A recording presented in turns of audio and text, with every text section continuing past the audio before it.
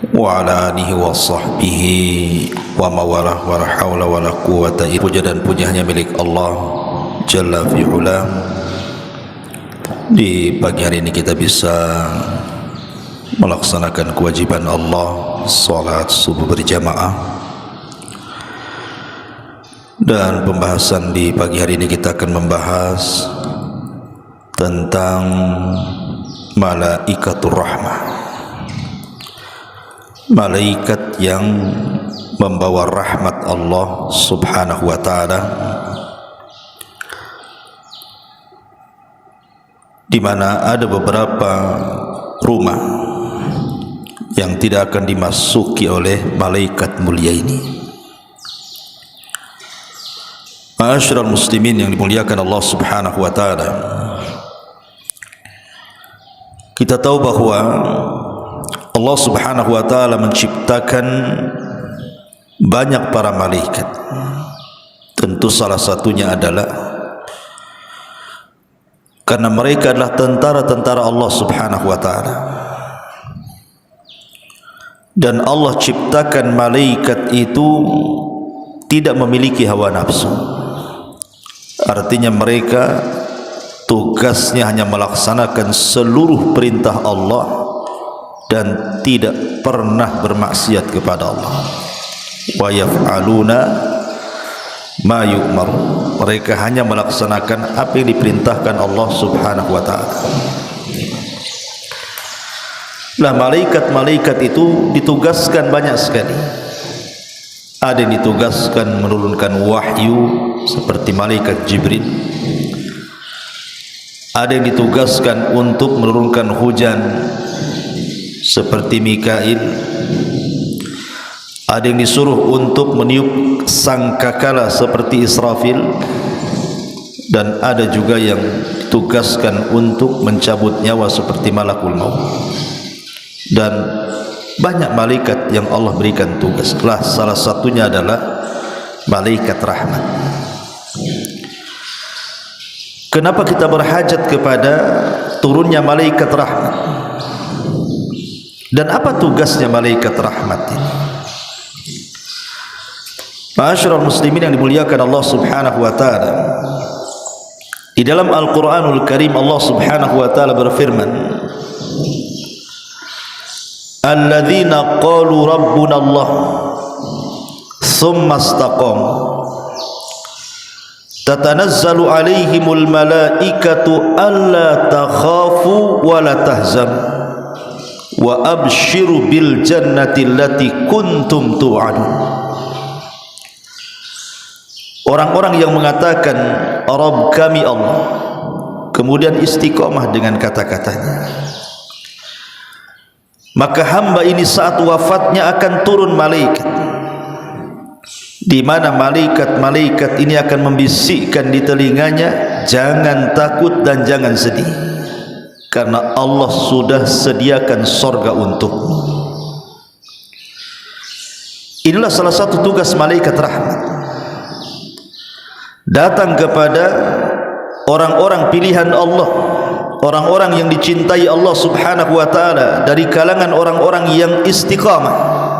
Mereka datang saat menjelang wafatnya, kemudian membisikkan jangan takut, jangan sedih, dan Allah sudah janjikan sorga untukmu. Dalam hadis yang panjang sekali, hadis Bara bin Azib radhiyallahu anhu, saat Nabi SAW datang membawa jenazah dan para sahabatnya ke kuburan, ketika itu sebagian para sahabat sedang menggali lubang kubur. Masalahnya lahat belum pun digali. Rasulullah harus menunggu. Sambil menunggu Nabi SAW mengumpulkan para sahabat, kemudian menceritakan tentang kematian seorang mukmin dan kematian orang kafir. Saat Nabi SAW menceritakan tentang kematian seorang mukmin, apa kata Rasul? Maka kematian seorang mukmin itu laksana tetesan air yang terakhir keluar dari mulut botol atau mulut teko. Sangat pelan, halus, dan sangat menyenangkan. Kemudian ruh itu diletakkan di kain kafan dari sorga dan wewangian yang sangat semerbak sekali. Lah saat ruh itu dikeluarkan dan hendak dimasukkan ke dalam kafan sorga itu, maka datanglah malakul maut yang hanya tugasnya mencabut nyawa saja. Tetapi di sana ada malaikat-malaikat yang menemani malaikat maut, itulah yang disebut dengan malakur roh. Ya ayyatuhan nafsul mutmainnah, irji'i ila rabbiki radiyatan mardiyah. Keridhaan Allah Azza wa Jal dan juga kepada kemuliaan Allah Azza wa Jal. Kemudian dikatakan la takhafu wa la tahzanu wa abshiru bil jannati allati kuntum tu'adun. Jangan takut, jangan sedih, karena engkau sudah dijanjikan surga. Maka roh itu keluar seperti tetesan air yang terakhir yang keluar dari mulut teko. Begitu lafaz hadis Bara bin Azib. Artinya malaikat rahmat ini salah satu tugasnya adalah memberi kabar gembira kepada orang-orang yang beriman menjelang kematiannya. Kemudian apa lagi tugasnya?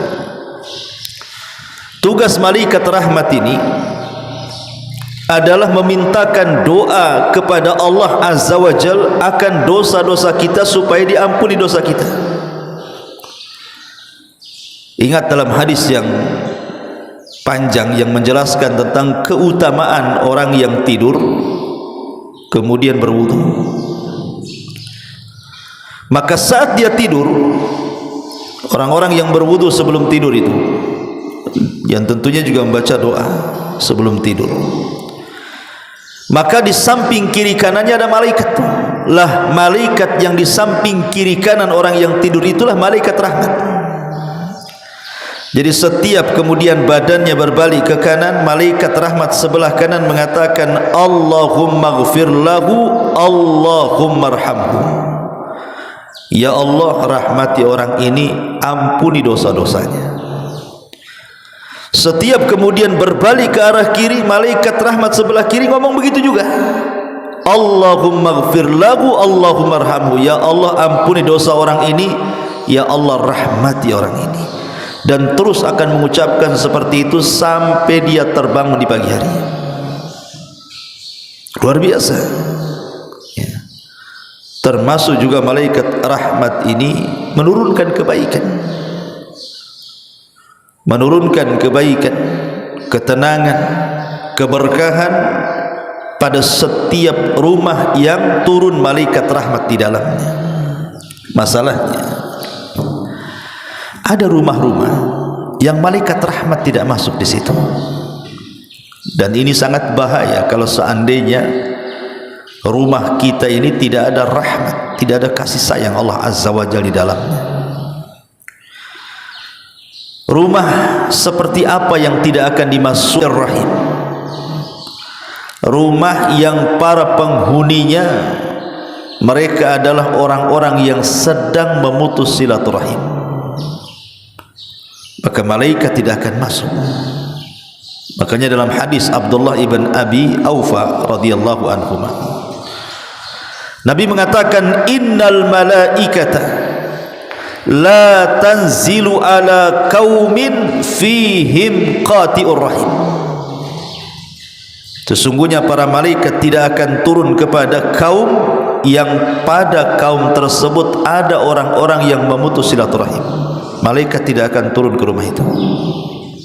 Ini yang pertama. Kemudian yang kedua, malaikat rahmat juga tidak akan turun kepada rumah yang di dalamnya ada anak-anak yang durhaka kepada orang tua. Kalau dalam rumah itu ada anak-anak yang durhaka dengan orang tuanya, maka malaikat tidak akan turun di situ. Karena itulah hukukul walidain itu adalah seburuk-buruknya memutus silaturahim. Kemudian yang ketiga, baitun fihi kalbun, rumah yang ada anjing di dalamnya. Kata Nabi SAW dalam sebuah hadis dari Abi Talha radhiyallahu an, hadis ini dikeluarkan Imam Bukhari. Kata Nabi SAW, la tadkhulul malaikatu baitan fihi kalbun, malaikat-malaikat rahmat tidak akan masuk pada rumah yang ada anjingnya di situ.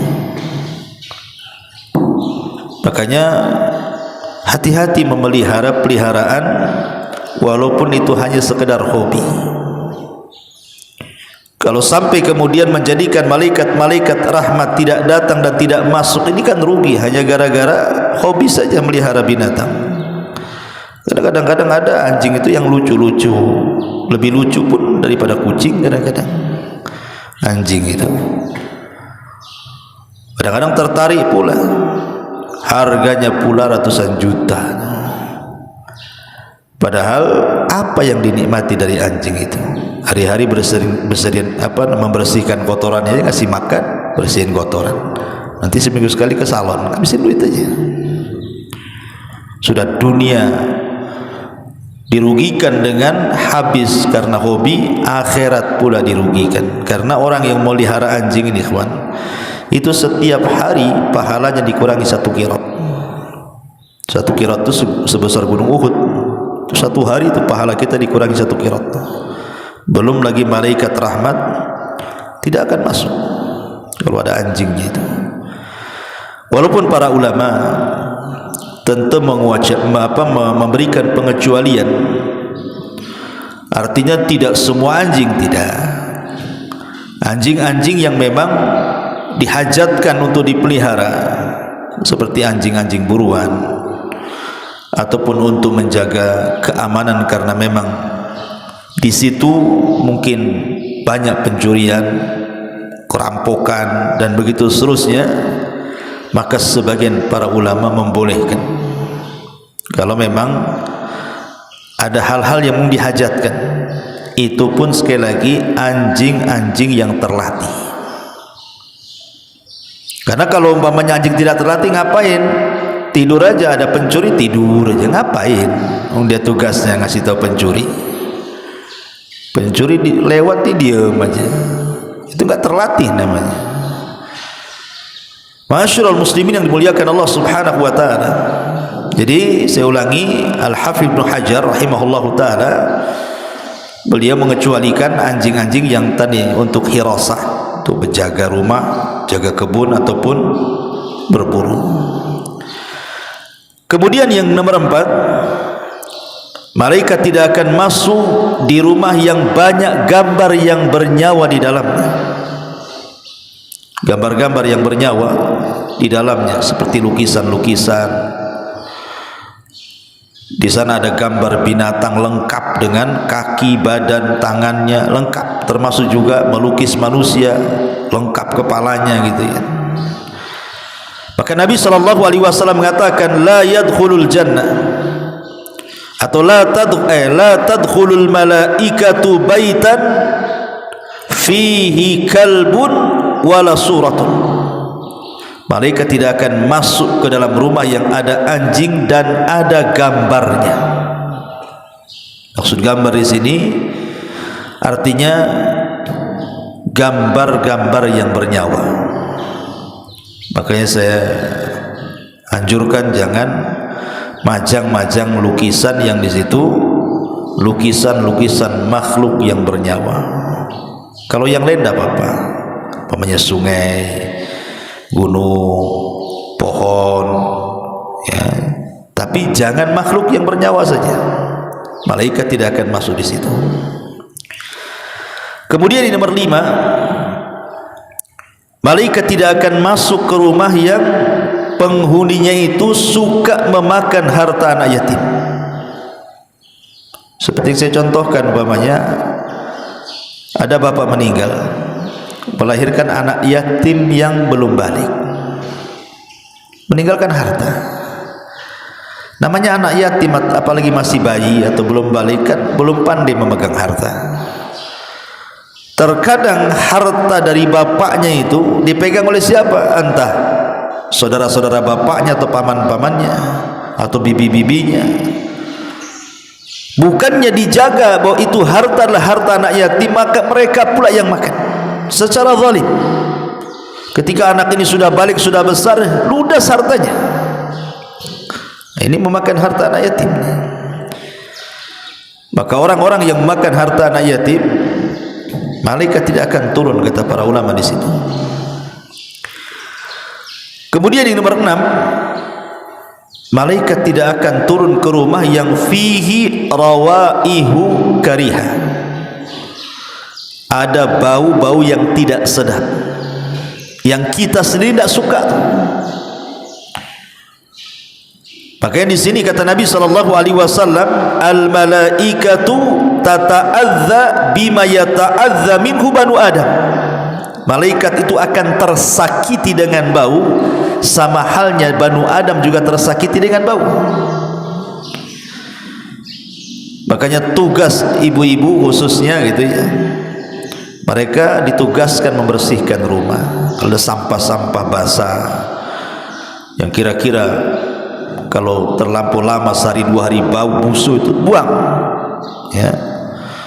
Karena malaikat tidak suka ke rumah yang banyak baunya di situ. Jangankan malaikat, kita pun tak suka, apalagi malaikat. Maka bersihkan rumah. Kayak orang Arab biasa kalau rumah dikasih bukhur, kasih asap gitu ya, kayak kemenyan gitu, supaya harum.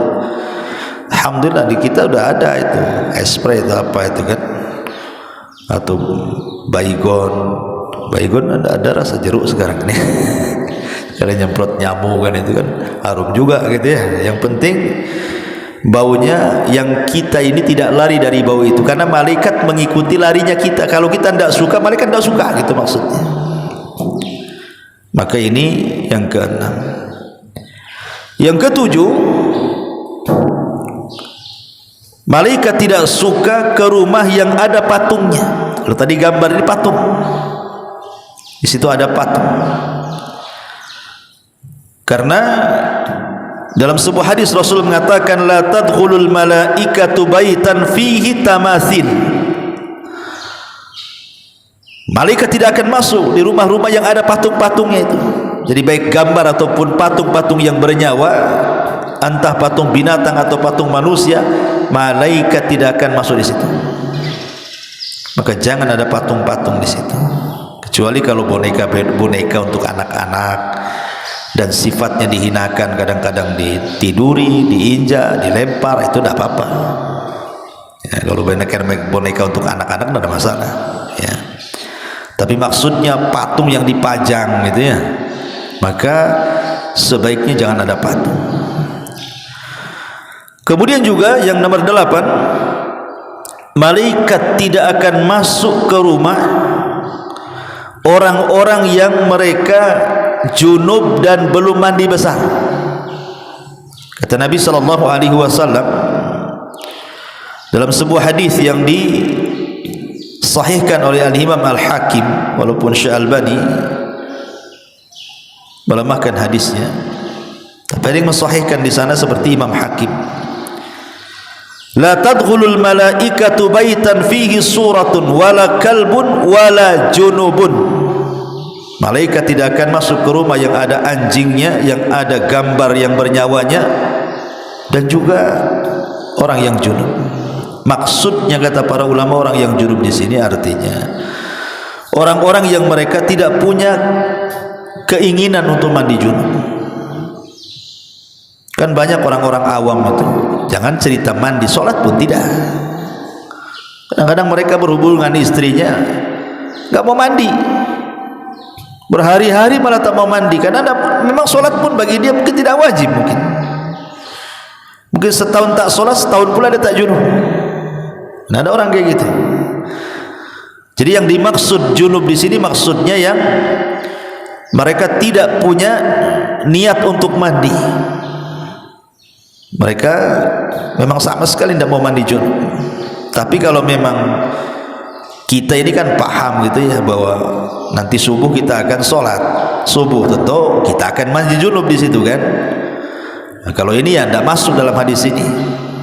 Maksudnya yang meremehkan tentang mandi junub, maka kata ulama inilah malaikat rahmat tidak akan masuk ke rumah orang-orang yang meremehkan soal mandi junub. Dan ini bahaya ya, masyarul muslimin yang dimuliakan Allah Subhanahu wa taala. Inilah yang kemudian yang nomor 9, malaikat tidak akan masuk ke rumah yang di dalamnya ada lonceng, jaras. Nabi SAW mengatakan dalam sebuah hadis yang dikeluarkan oleh Abi Dawud dan yang lainnya, walaupun Syekh Albani mendhaifkan hadis ini, la tadkhulul malaikatu baitan fihi jarasun. Malaikat tidak akan masuk ke rumah yang ada loncengnya. Apa maknanya di sini? Jelaskan oleh para pensyarah hadis. Maksudnya di sini, yang dimaksud jaras adalah al-jarasus saghir, baik itu lonceng kecil, wal jarasul kabir ataupun lonceng besar, itu masuk di dalamnya. Ataupun yang diikatkan di hewan, seperti kita tahu sapi itu kan ada apa namanya loncengnya kan, nah, dikasih kalung, dikasih lonceng gitu kan. Sebagian mengatakan termasuk juga yudha'u fi unukil hayawana, yang diletakkan di leher-leher binatang. Jadi sebaiknya jangan ada lonceng digantung, karena kalau seandainya ada lonceng maka malaikat tidak akan datang di situ. Dan bahaya, sekali lagi saya katakan, bahwa kalau sampai rumah kita tidak dimasuki malaikat rahmat, karena tugasnya malaikat rahmat itu banyak tadi, datang memintakan ampun dosa-dosa kita, kemudian datang membawa kasih sayang Allah, menebarkan ketenangan, kesenangan dan berkah di rumah, termasuk juga saat wafatnya menghabar gembirakan akan kematian seorang mukmin, agar jangan takut, jangan sedih, karena Allah Subhanahu wa taala sudah menjanjikan surga untuk dia. Inilah di antara 9 rumah yang tidak akan, ataupun apa namanya, saya tambah nomor 10 seperti dikatakan para ulama ya, termasuk juga rumah yang banyak maksiat di situ. Dan itu dijelaskan Hafidz Ibnu Hajar rahimahullah taala, termasuk juga rumah yang di situ banyak maksiatnya. Mungkin di rumah itu minum khamr atau berzina atau judi, pokoknya maksiat apalah di rumah itu, malaikat tidak akan masuk di situ. Inilah 10 perkara malaikat tidak akan masuk, maksudnya malaikat rahmat tidak akan masuk. Tapi kalau malaikat-malaikat yang lain yang masuklah, kayak malaikat maut yang masuklah. Kalau malaikat maut tak masuk ya ikutin ini semua lah, nggak mati-mati. Ya, tapi malaikat maut tuh kalau nggak mati pun nunggu di luar lah, kapan dia keluar. Tapi kan ini maksudnya di sini yang tidak akan masuk itu cuma malaikat rahmat saja. Adapun raqib, atid, malaikat hafadzah ya masuklah. Malaikat maut masuk. Jadi intinya hadis ini hanya menjelaskan tentang malaikat rahmat saja. Dan sebuah kerugian besar kalau seandainya malaikat rahmat itu tidak masuk ke rumah kita. Inilah diantara faedah tentang malaikat rahmat dan rumah-rumah yang tidak akan dimasuki padanya para malaikat rahmat. Subhanallah bihamdika, asyhadu an la ilaha illa anta, astaghfiruka wa atubu ilaik. Allahu ta'ala alam. Assalamualaikum warahmatullahi wabarakatuh.